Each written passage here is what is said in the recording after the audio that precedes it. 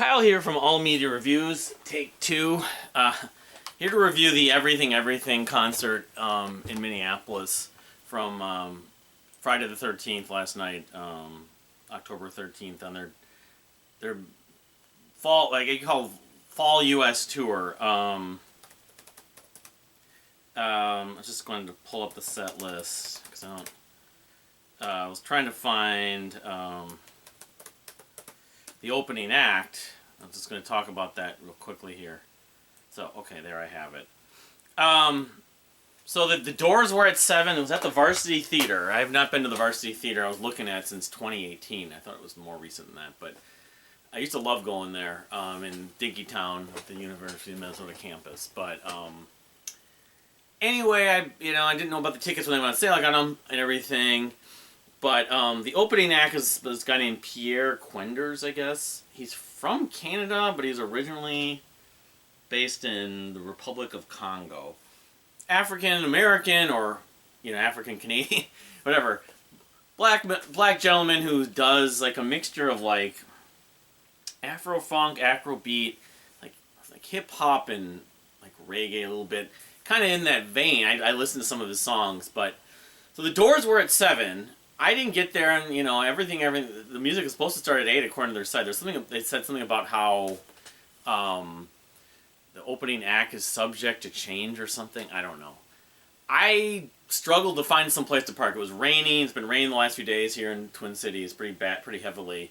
Colder, of course. It's October. Go figure. But I drove around for a while. I used to have a system at the Varsity Theater. I would park on the street. I don't like parking on the street anymore for various reasons. Break-ins and thefts and that kind of stuff, among other reasons. But the parking there, like in terms of lots and ramps, I've been restricted. Like student parking, contract parking, it's a mess. There was a public parking. I saw the sign once off of University. I was stupid not to follow it. Eventually, after 20, 25, 30 minutes, I followed it, found it. It was a little bit of a walk in the rain. I found it. It was this old lot that I thought was only designated for like staff, like faculty and that kind of stuff. Anyway, it's only $3, which is nice, but I would have been more inclined to take an Uber. That all being said, if the music was supposed to start at 8, well, this Pierre Quenders ended up starting like 7:30. Now, all that being said as well, didn't really find his music that engaging anyway, so I don't feel terrible about missing him. So, but he started early. That was just weird. I got there like a few minutes after 8, and he did like maybe 2 songs. Anyway, so then everything comes on stage about like 8:30. So I have gotten in the habit terribly of just looking at set lists, as much as I like to be surprised about stuff. I didn't even realize this was the final show of their tour. I don't know how many weeks they've been on tour, but maybe a couple weeks. They started it late September. But I looked at it yesterday and a few days ago. It's like they're doing a lot of new stuff. Yeah, it turns out they're doing half of this new album, which when I initially heard Raw Data Feel Black in 2022, I liked it, especially it was the unfair comparison to Foals. And Foals' new album I was not feeling as well. I wasn't really that as into. Thought this was a little better. Now I kind of flip, but it's 14 tracks, this album, which is also not uncommon from them. But I usually find that everything, they write a lot. They have usually a lot of good tracks on their records, but there's definitely a few songs, because their records are never short in terms of track numbers. In terms of time, not necessarily, but in terms of track numbers. It ended up being, they did 7 songs. And I'm liking some of the songs. Unfortunately, some of the songs on this album that I'm liking more, like Cut Up, they didn't play. Cut Up is a total earworm, that song. But they did half of it. So they did Teletype, they did Bad Friday, they did Pizza Boy, they did Jennifer, they did Metroland is Burning, they did Leviathan, and they did Shark Week.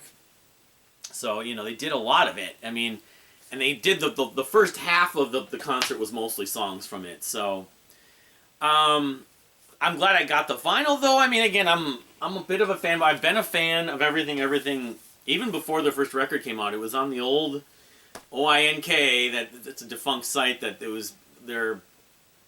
were sharing. There was stuff being shared from them, their like first EP and everything, that I was really, really liking, even though it was odd. And then later that summer, back in 2010, Steven Wilson was quoted as being a fan.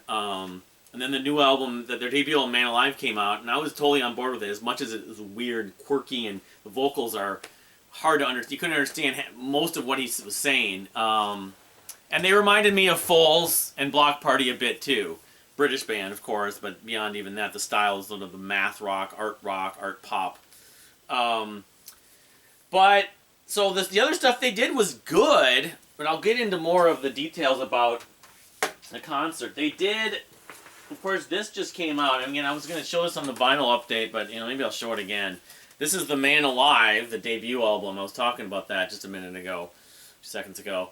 Like anniversary edition or remix, I can't remember. But and then they did Reanimate. They had these 3 records for sale, so I got the new record, Raw Datafield. These are the 2. They didn't have, they didn't have the one that I really want the most. I'm wearing the shirt for, Get to Heaven. They didn't have Fever Dream either. They didn't have Arc.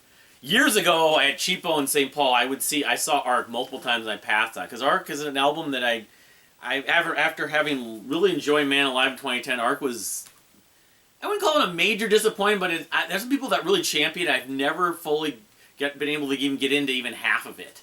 Whereas most of the records, even like this record, I can say at least I like at least half, maybe 2/3 of it. And so as well as the new record. I mean, Metro Lane is Burning and Pizza Boy are both bangers. And Bad Friday, too. So, this record, it's more electronic at times, the first half of it. I don't know. So, they did a few tracks off of this. I feel fortunate now because I saw them in 2016. This was not the first time seeing everything live. I saw them in 2016 when they opened for the Joy Formidable. I may have done a video about it, I don't remember, at First Avenue. And they totally outstaged Joy Formidable. They were much better, and they were doing a lot of tracks off this because it was only their 3rd record. So they did songs off. I think they did a few. They did Cough Cough from Arc, and but they did of course a lot of the Man Alive stuff. But they did a lot of tracks from this, and this has come to be their most revered record, their breakthrough record. You name it. It's, most people that like the band, this is what they consider among, if not their best, this album from 2015, Get to Heaven.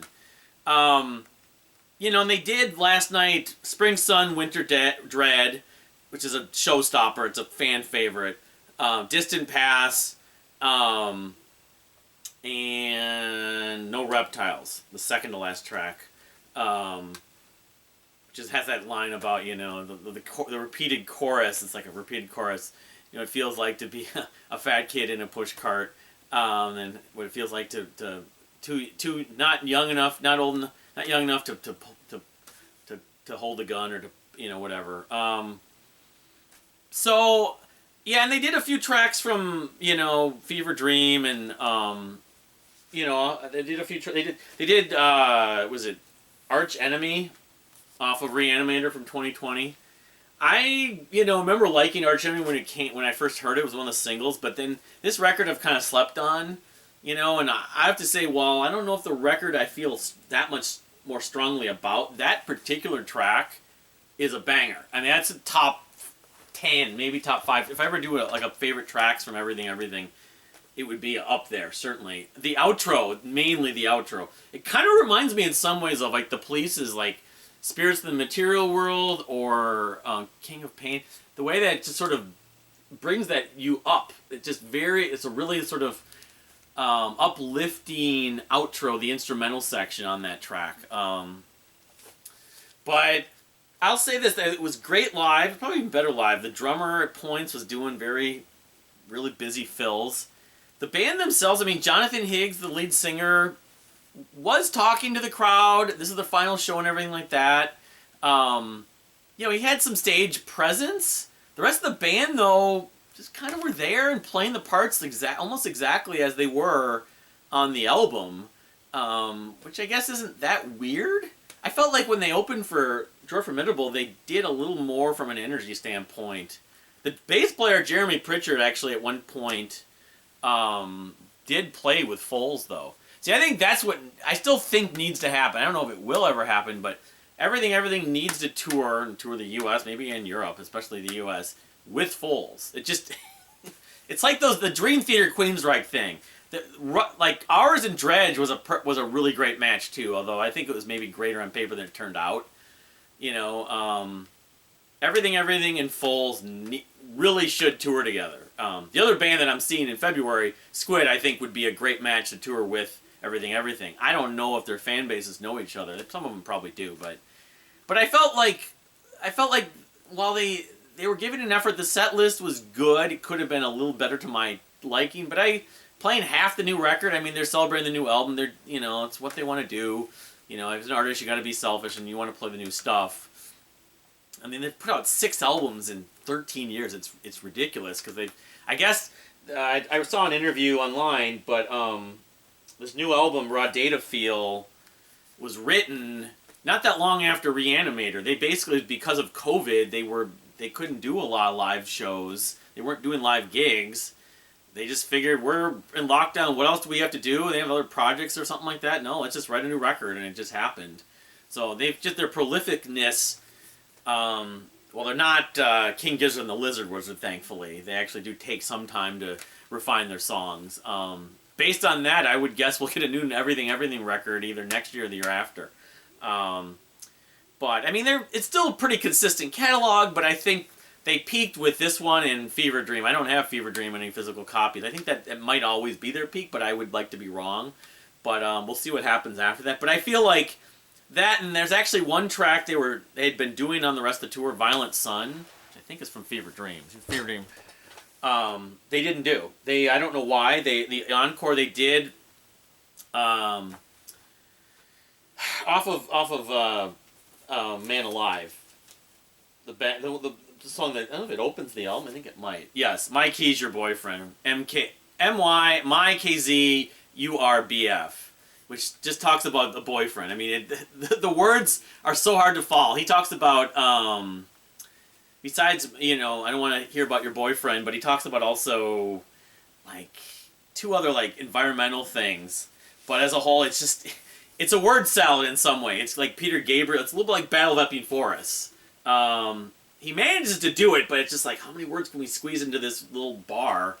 But for whatever that, despite that, or beside that, that fact, that song they did School In. This album has a lot of songs like that. Their sound was that. It was kind of like, we're going to have really weird vocals, but for somehow there's little melodies trapped within those kind of fast wordplay, word salad vocals. But I was really happy to hear that live. I can't remember if they did that in 2016 when I saw them. I don't think they did.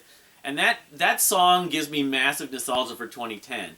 The other thing about Everything's music is I have this like weird nostalgia for like the 80s, even though it's like the same feeling you get from like yacht rock. It doesn't sound like yacht rock, but when you listen to yacht rock, I get this romantic 80s feeling, or late 70s. A lot of their music, a lot of the melodies they create, like synths and stuff like that, and keyboard parts, some of the vocal lines, a lot of songs, not so much the recent stuff, a little bit, but especially on Get to Heaven, Distant Past, go figure. And even stuff on this, it's massive nostalgia. It's just so romantic to me. But I have to admit that, given that we got one song short, and the whole thing with the Varsity Theater, and like even getting a set list was next to impossible because they have the same thing happened when I went to the Maverick show. That was blocked off, and the people, the security people from the Varsity Theater wouldn't be able to grab some. They can't go on stage, I guess. It was just the tech people. So the crowd did vibe with them, although I think it could have been bigger. The Zombies were in town last night. That might have had something to do with some people didn't go. I don't know. But I did go to Mesa Pizza. It was the first time probably since 2018 also. I miss Mesa Pizza. We went to the original, what day Mesa Pizza's based in Madison. We went to Mickey Dolan's Ian's. They have like 30 kinds of pizza, and it's already prepared. You just put it in under an oven for 5 minutes. But yeah, I mean, I'm glad I went. Certainly, I'm glad I got to see them again. I would certainly see them again. I'm a big enough fan. But I have to admit that, like, compared to, say, the Gabriel show or Maverick show, I wasn't as engaged. Now, I have the Deer Hunter next week, which I'm looking for next week. It's about 10 days from now. The last of, like, this fall concert run that I'm going to be going to that I'm aware of. There's some other stuff that's happening. Going to a Karen Carpenter documentary. Maybe I'll review that. So, but have you seen Everything live recently? I mean, they did. I think it was, like, 15 dates. I'd love to hear your take on them. Otherwise, but thank you for watching. Please subscribe. If you had not subscribed, I have The rest of the vinyl stuff I want to show, I got a couple items I'm still expecting, vinyl and other like CDs and stuff like that. And then I hopefully can start getting going on these albums of the year. And I may do the vinyl. I'll probably do the vinyl tag. I've done some work on that, but I have some other ideas for videos too. Some like reactions, like rate your music's list and stuff like that. But again, thank you for watching, and we'll see you next time.